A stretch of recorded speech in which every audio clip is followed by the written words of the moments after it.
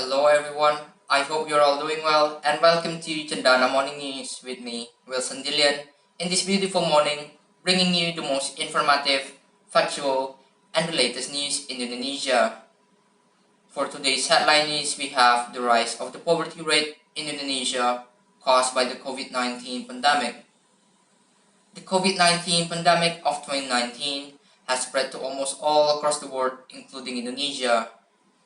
For the last few years, the number of poverty rate in Indonesia has steadily fallen and now it rises again.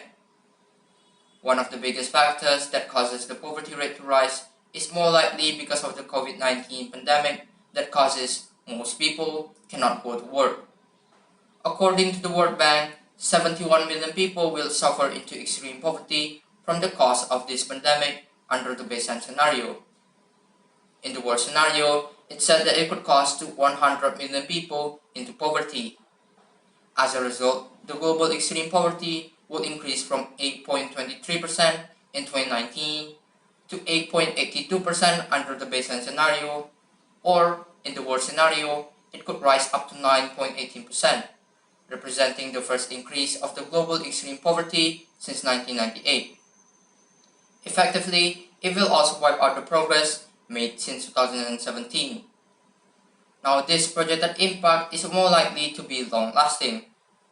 Vice President Maruf Amin said in a virtual conference that Indonesia's poverty rate would likely to rise to 11.5% by the end of 2020 in the event of no significant flattening of the novel coronavirus disease or COVID-19.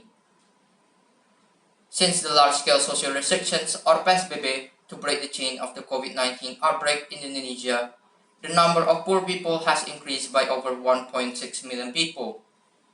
Indonesia's economy in the second quarter of 2020 has decreased by over -5.32%. If the COVID-19 pandemic in Indonesia still shows a significant rise, it is predicted that the economy in Indonesia will get worse and more people will fall into poverty.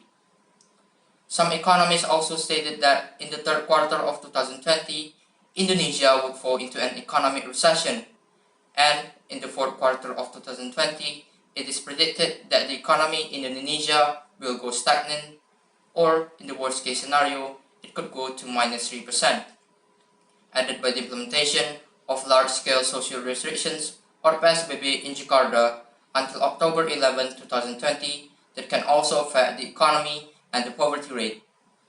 So, how does the government prevent this poverty rate from rising further?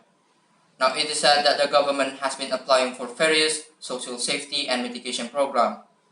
The government has also provided targeted beneficiaries with conditional cash transfer or PKH, staple food program, National Health Insurance Program or JKN, and village cash transfer or BLT, in addition to waiving the minimum electricity fees, stated by the Vice President Maruf Amin. To tackle the virus, Indonesia has also developed a vaccine named after the country's national flag. The vaccine is called Vaksin Merah Putih.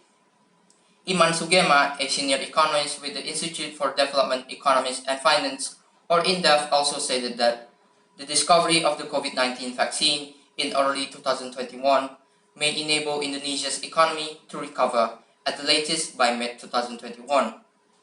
Now, I think that's all the news for today. Let us hope that the pandemic and the economic situation in Indonesia will soon get better.